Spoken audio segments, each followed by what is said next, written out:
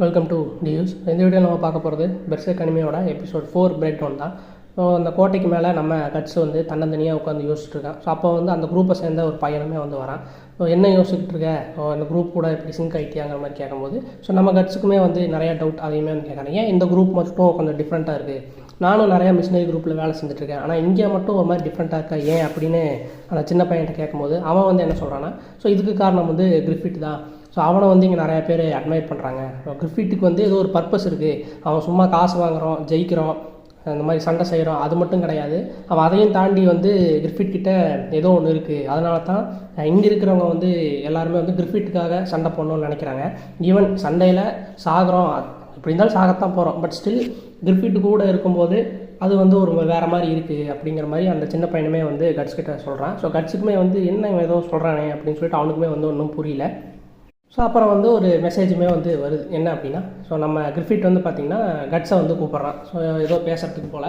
So கிரிஃபிட் வந்து பார்த்திங்கன்னா அங்கே குளிச்சுக்கிட்டு இருக்கான். இப்போ என்ன பண்ணுறான்னா, நம்ம கட்ஸ் மேலே தண்ணி ஊற்றி 2 பேர் சின்ன பசங்க மாதிரி மாறி தண்ணி ஊற்றி விளையாடிட்டு இருக்காங்க. ஒரு அளவுக்கு டயர்டாகி உட்காந்துருக்கும்போது கடைசியாக வந்து பார்த்திங்கன்னா நம்ம கட்ஸுமே வந்து கிரிஃபிட் மேலே தண்ணி ஊற்றுறான். அதாவது நம்ம 2 பேர்த்துக்கும் ஈக்குவல் ஆயிடுச்சு அப்படின்னு. என்ன ஈக்குவல் ஆச்சுன்னா, ஸோ இவன் வந்து எத்தனை பக்கெட் ஊற்றுறான்னு சொல்லி இவன் கவுண்ட் பண்ணிகிட்டு இருக்கான். அதாவது கட்ஸுக்கு வந்து நம்ம கிரிஃபிட்டை வந்து டிஃபீட் பண்ணணும், எல்லா விதத்துலையுமே வந்து நம்ம கிரிஃபிட்டை வந்து டிஃபீட் பண்ணணும்னு. பட் கிரிஃபிட் வந்து அதை சீரியஸாகவே எடுத்துக்கல. இன்னும் சொல்லப்போனால் இந்த ஆட்டிடியூடு தான் வந்து கட்ஸுக்கிட்ட பிடிச்சதே கிரிஃபிட்டுக்கு. ஸோ அது மட்டும் இல்லாமல் அவன் கழுத்தில் வந்து பார்த்திங்கன்னா ஏதோ செயின், ஒரு டாலர் மாதிரி ஏதோ ஒன்று போட்டிருக்கான்னு. ஸோ அதையுமே வந்து பார்க்குறான். ஸோ கிரிஃபிட் வந்து சொல்கிறான், இதுக்கு பேர் வந்து என்னென்னா பேலிட் அப்படின்னு சொல்லிட்டு.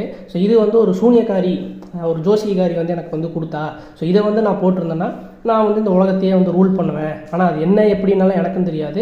ஆனால் இந்த உலகத்தை வந்து நான் ரூல் பண்ணுவேன் in exchange of flesh and blood அப்படிங்கிற மாதிரியுமே வந்து சொல்கிறான். கட்ஸுக்குமே ஒன்றும் புரியல. சரி, அதை நம்ம வாங்கி பார்த்தா அதுலேருந்து பார்த்திங்கன்னா ஒரு கண் வந்து தெரியுது, கண் ஓப்பன் ஆகுது. ஸோ கட்ஸுக்குமே வந்து அள்ளு விட்டுருச்சு, என்ன ஆகுது அப்படின்னு. ஸோ அவன் எப்படி இதெல்லாம் சொன்னான்னு எனக்கு தெரியல. இது என் கூட இருந்ததுன்னா நான் வந்து இந்த உலகத்தை வந்து ரூல் பண்ணுவேன் அப்படின்னு நம்ம கிரிஃபிட் வந்து கட்ஸ்கிட்ட சொல்கிறான். ஸோ அது மட்டும் இல்லாமல் கட்ஸ் ஒரு கேள்வி கேட்குறான். ஸோ போன பேட்டில் நீ எதுக்கு என்னை வந்து காப்பாற்றின, அது என்னோட சண்டை தானே, நீ எதுக்கு வந்து என்னை காப்பாற்றின அப்படின்னு. ஸோ கிரிஃபிட் வந்து சொல்கிறான், அதாவது உன்ன மாதிரி ஒரு மாவீரன் வந்து இந்த மாதிரி சின்ன சின்ன விஷயங்களுக்கெல்லாம் சாகக்கூடாது. அதாவது நம்ம வந்து ஒரு பெரிய விஷயத்தை நோக்கி போயிட்டுருக்கோம், இது வந்து வெறும் ஆரம்பம் தான். நீ வந்து ஒரு பெரிய மாவீரன். ஸோ அப்போ வந்து நீ என் கூட இருக்கணும், எனக்குன்னு வந்து ஒரு கிங்டமை நான் வந்து உருவாக்குவேன். ஸோ அப்போ நீ வந்து கூட இருக்கணும். அது மட்டும் இல்லாமல் உன் சாவை நான் தான் முடிவு பண்ணுவேன். நீ எப்போ எதுக்கு எப்படி சாகணும் அப்படிங்கிறத வந்து நான் தான் முடிவு பண்ணணும். உன் சாவு எனக்காக தான் இருக்கணும்னு சொல்லிட்டு கிரிஃபிட் வந்து சொல்லவுமே வந்து செய்கிறான். ஸோ இப்போ வந்து பார்த்திங்கன்னா ஏதோ ஒரு பேட்டிலுக்கு வந்து கிளம்புறாப்ப. ஸோ பேட்டிலுமே வந்து நடக்கும். ஸோ அந்த பேட்டில் பண்ணிகிட்டு இருக்கும்போது நம்ம கட்ஸுக்குமே பயங்கர யோசனை, நம்ம இந்த 4 வருஷமாக என்னடா பண்ணிகிட்டு இருந்தோம், கிரிஃபிட் பாரு எப்படி இருக்கான் அப்படின்னு சொல்லிட்டு. அவனுமே வந்து ஒரு பெரிய வீரன் தான். ஸோ ஆனால் இப்போ எப்படி இருக்கான், நம்மளும் பெரிய வீரன் தான், நம்ம ஏன் இப்படி இருக்கோம் அப்படின்னு சொல்லிட்டு யோசிக்கும் போது அப்போ தான் பாஸ்ட் லைஃப் வந்து காட்டுறாங்க. என்னென்னா ஒரு சின்ன பையனாக இருக்கும்போது அவனுமே வந்து ஏதோ ஒரு மிஷினரி குரூப்பில் தான் வேலை செஞ்சுட்ருக்கான். அந்த கேம்பினோ, ஸோ அவனோட ஒரு குரு மாதிரின்னு வச்சுக்கோங்களேன், கேம்பினோ கூட தான் வேலை செஞ்சுட்ருக்கான். பட் இந்த கேம்பினோ வந்து பார்த்திங்கன்னா இவனை வந்து பெருசாக மதிக்கலை. ஆனால் சின்ன பையன் தான், மதிக்கலை. அப்போ தான் வந்து பார்த்திங்கன்னா கேமினோ கூட ஒரு வால் பயிற்சி, அதாவது அவன் சைஸுக்கும் அந்த வாளுக்குமே சம்மந்தமே இருக்காது. அவ்வளோ பெரிய ஸ்வாடை எடுத்துகிட்டு சண்டை போட்டுட்ருப்பான். எல்லாருமே சொல்லுவாங்க, டே உன் சைஸ்க்கு எடுத்து சண்டை போடுறான் அப்படின்னு. பட் அவன் சைஸ்க்கு அங்கே இல்லை. ஸோ அப்படி வந்து சண்டையில் பழகி தான் வந்து இவனுக்கு வந்து இவ்வளோ பெரிய ஸ்வாடே வந்து அவ்வளோ ஈஸியாக சண்டை போடுறான் இப்போவுமே. அப்படி சண்டை போட்டுருக்கும்போது இன்னொரு விஷயத்துமே சொல்கிறாங்க, அதாவது இந்த கட்ஸை வந்து பார்த்திங்கன்னா யார் கூப்பிட்டு வந்தாங்கன்னா சீசு. இந்த சீசு வந்து நம்ம கேமினோவோட ஒய்ஃபு. பட் அந்த சீசு வந்து இறந்துட்டா. இருந்தாலும் சரி, நம்ம தான் ஒய்ஃப் தானே கூப்பிட்டு வந்தால் நம்ம வச்சுப்போமே அப்படின்னு சொல்லிட்டு நம்ம கேம்பினோ வந்து வச்சு பார்த்துக்கிட்டு இருக்கான். ரொம்ப ஏதோ பையன் மாதிரியெல்லாம் பார்க்கல, ஜஸ்ட் ஒரு வேலைக்காரன் மாதிரி தான். ஸோ இப்போ இந்த சின்ன வயசுலேயே வந்து பார்த்திங்கன்னா நம்ம கேம்பினோ கூட சேர்ந்து அவன் போர் சண்டைக்குமே வந்து போகிறான், அங்கேயுமே வந்து கொள்கிறான். ஸோ அவனுக்கு கிடைக்கிற அந்த பொற்காசுல எல்லாமே வந்து நம்ம கேம்பினோ கிட்ட கொடுக்கவும் செய்கிறான். அவன் பாவம் பார்த்து ஏதோ 1 காயின் 2 காயின்னு பிச்சை போடுற மாதிரி வந்து போடுறான். ஸோ இதே மாதிரி இன்னொரு போரில் சண்டை போட்டிருக்கும் போது நம்ம கேம்பினோக்கு வந்து அடிபட்டுருது. அவனால் பெருசாக நடக்கவே வந்து முடியல. ஸோ இப்போ வந்து அந்த குரூப்பில் வந்து பார்த்திங்கன்னா நம்ம கட்ஸோட டாக் வந்து பயங்கரமாகிடுச்சு. இந்த சின்ன வயசுலேயும் இவ்வளோ பெருசாக சண்டை போடுறானேன்னு சொல்லிட்டு அவனுக்கு வந்து நிறையா புகழ் வந்து கிடைக்குது. இது வந்து கேமினோவால் ஏற்றுக்கவே வந்து முடியல. ஸோ இப்போ வந்து அந்த கேம்ப்லேயே வந்து தூங்கிட்டு இருக்கும்போது நம்ம கட்ஸு நம்ம கேமினோ வந்து அவனோட வால் எடுத்து கொல்ல வரான் கட்ஸை. என்னடா எதுடா அப்படின்னு கேட்டால், ஏய் உன்னால தாடா நான் இப்படியான, உன்னைய வந்து என் ஒய்ஃப் சீசு கூப்பிட்டு வந்தா, அவள் இறந்து போயிட்டா. இப்போ பாரு, நீ வந்து நல்லா உட்காந்துருக்க, எனக்கு இப்போ என்னால் சண்டையே போட முடியல, ஸோ நீ வந்து ஒரு தீய சக்தி, ஒரு என்ன சொல்கிறது, ஒரு ராசி இல்லாதவன், உன்னால தான் நான் இப்படி இருக்கேன்னு சொல்லிட்டு நம்ம கட்ஸை வந்து கொல்றதுக்கு ட்ரை பண்ணுறான். பட் நம்ம கட்ஸுமே வந்து சண்டை போட்டு என்ன பண்ணுறேன்னா கேமினோவை கத்தியால் குத்தி கொண்டுட்டான். ஸோ அங்கே வந்து பார்த்திங்கன்னா மற்ற குரூப் மெம்பர்ஸ் எல்லாம் வந்ததுக்கப்புறம் அவங்களையுமே வந்து தள்ளி விட்டு போட்டு இவன் குதிரையை தூக்கிட்டு எஸ்கேப் ஆகிட்டான். நம்ம இங்கே இருந்தோம்னா இவனு நம்மளை கொண்டுருவானுங்கன்னு. ஸோ இவங்களுமே வந்து பின்னாடி துரத்திட்டே போகிறாங்க. இவங்க வந்து அந்த ஆரோவெல்லாம் வச்சு அம்பெல்லாம் விட்டு ஒரு மாதிரி முதுகில் வந்து குத்திட்டாங்க. ஸோ அந்த வழி தாங்க முடியாமல் அவன் வந்து பார்த்திங்கன்னா ஒரு பெரிய பள்ளத்தில் வந்து விழுந்துட்டான். ஸோ இவங்களுமே வந்து நிறுத்தி அவன் எப்படி இருந்தாலும் செத்துருப்பான், அது பெரிய பள்ளம், அதில் இருந்தாலும் அவனுமே பொழைச்சிருக்க முடியாதுன்னு வந்து சொல்லிவிட்டு அவங்க விட்டுட்டு போயிட்டாங்க. ஆனால் நம்ம கட்ஸ் வந்து பொழைச்சிட்டான். ஸோ என்னடா நம்ம இன்னும் உயிரோடு இருக்குமே, நம்ம இன்னும் சாகவே இல்லையேன்னு சொல்லிட்டு அவனுக்குமே வந்து என்ன இப்படி நெகட்டிவாக பேசுகிறான் அப்படிங்கிற மாதிரி தான் இருக்கும். ஸோ அங்கேருந்து அந்த பெரிய ஸ்வாடியமாக எடுத்து நடந்து போயிட்டு இருக்கும்போது சுற்றி வந்து நரி கூட்டம் வந்து வந்துருச்சு.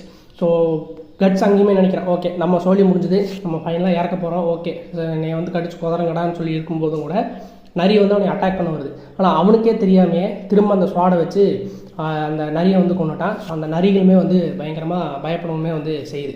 அதாவது என்ன சொல்ல வராங்கன்னா, ஸோ நம்ம கட்ஸுக்கு வந்து பெரிய பர்பஸ் எல்லாம் கிடையாது, அவனுக்கு தேவை சர்வை பண்ணணும். அதாவது அவன் கிட்டத்தட்ட ஒவ்வொரு விஷயமா ஓடிட்டே தான் இருப்பான். இவன் வந்து அவன் சர்வை பண்ணணும் அப்படிங்கிறதுக்காக தன்னோட எதிரிகளை வந்து கொள்கிறான். ஸோ இதுதான் அவன் சின்ன வயசுலேருந்து ஈவன் இப்போ வரைக்குமே இதை தான் வந்து பண்ணிகிட்ருக்கான். இந்த கிரிஃபிட்டுக்கும் கட்ஸுக்கும் இருக்க டிஃப்ரென்ஸே வந்து இதுதான். ரெண்டு பேருமே பெரிய வீரர்கள் தான், ஈக்குவலான ஒரு பலம் பொருந்திய வீரர்கள் தான். ஆனால் இங்கே வந்து கிரிஃபிட் வந்து ஒரு படி மேலே போகிறான்னா அவனுக்குன்னு ஒரு பர்பஸ் இருக்குது, அவனுக்குன்னு ஒரு விஷன் இருக்குது. இது நம்ம கட்ஸுக்கிட்ட இல்லை. அவனுக்கு தேவை நம்ம வந்து சர்வே பண்ணணும், அவ்வளோதான். ஸோ பர்பஸ் இருக்கிற ஒரு மனிதனுக்கும் பர்பஸே இல்லாத ஒரு மனிதனுக்கும் இருக்கிற ஒரு டிஃப்ரென்ஸை தான் வந்து இதில் வந்து காட்டியிருக்காங்க. ஸோ ஒரு வழியாக அந்த வார்லையெல்லாம் சண்டை போட்டு, அந்த ப்ரெசென்ட் லைஃப்பில் வந்து வார்லாம் சண்டை போட்டு நம்ம கிரிஃபிட் வந்து மறுபடியும் அந்த கட்ஸு உயிரோடு இருக்கானா என்னென்னு பார்த்தா உயிரோட தான் இருக்கான். இப்போ கிரிஃபிட்டுமே வந்து பேசவுமே வந்து செய்கிறான். ஸோ மறுபடியும் அவனோட அந்த விஷயம் வந்து நம்ம கட்ஸ் கிட்ட சொல்லவும் செய்கிறான். அதாவது நம்ம போரெல்லாம் ஒரு பெரிய மேட்டரே இல்லை, எனக்கு ஏற்ற மாதிரி கிங்டம் உருவாக்கணும், அது மட்டும் இல்லாமல் எனக்குன்னு ஒரு விஷயம் இருக்குது.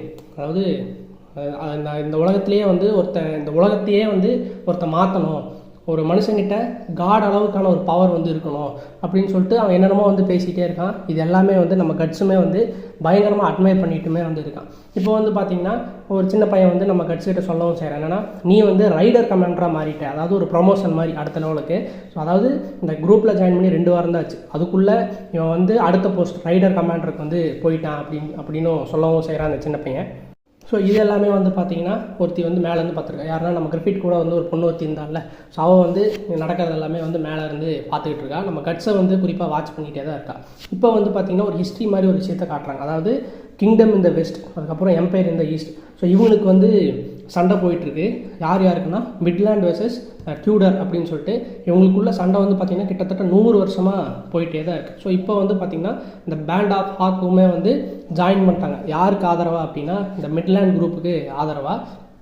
இப்போ கிட்டத்தட்ட ஒரு 3 வருஷமாக இந்த போர் வந்து போயிட்டே இருக்குது. ஸோ அந்த டியூடர் குரூப் எனிமி குரூப்பில் வந்து பார்த்திங்கன்னா அங்கே வந்து ஒரு மாவீரன் வந்திருக்கான். அவன் பேர் வந்து பிளாக் டியூடர் அப்படின்னு சொல்லிட்டு. அவனுமே வந்து பெருசாக ஜைஜாண்டிக்காக எல்லாத்தையுமே எதிரிகள் எல்லாத்தையுமே வந்து ஈஸியாக கொண்டுருவான். ஸோ இதெல்லாமே வந்து பார்த்துட்டு மிட்லேண்ட் ராஜாவுக்கு வந்து பயங்கர ஒரு வருத்தம், என்னடா இவன் அசால்ட்டாக அடிக்கிறானேன்னு. கரெக்டாக அந்த நேரம்னு பார்த்து நம்ம கட்ஸுமே வந்து தன்னந்தனியாக நிற்கிறான், வாங்கடா சண்டைக்கு வாங்கடான்ட்டு. பட் பிளாக் டியூடர் வந்து நம்ம கட்ஸை அசால்ட்டான சண்டைக்கு போகும்போது நம்ம கட்ஸு வந்து ஒரே போடு அந்த பிளாக் டியூடரையே வந்து முடிச்சு விட்டுட்டான். ஸோ மற்ற அந்த எனிமி குரூப்புக்குமே வந்து ஒரு சின்ன பயம், என்னடா முடிச்சிட்டானே, பட் ஸ்டில் நம்ம அடிப்போம் அப்படின்னு சொல்லிட்டு இவன் தனியாக தானே இருக்கான்னு சொல்லி கட்ஸை அட்டாக் பண்ண போயிட்டு இருக்கும்போது தான் அங்கே ஒரு என்ட்ரி. யாரான்னு பார்த்தா இந்த பேண்ட் ஆஃப் ஹாக், அதாவது ஒயிட் ஹாக், நம்ம கிரிஃபிட்டோட என்ட்ரி. ஸோ இதையுமே பார்த்து அங்கே இருக்கிற எனிமி குரூப் வந்து ஷாக் ஆகிட்டாங்க. ஸோ இதோட இந்த எபிசோடை வந்து முடிக்கிறாங்க. எபிசோட் 5ல் என்ன நடந்தது அப்படிங்கிறத வந்து நெக்ஸ்ட் வீடியோவில் பார்ப்போம். தேங்க்ஸ் ஃபார் வாட்சிங்.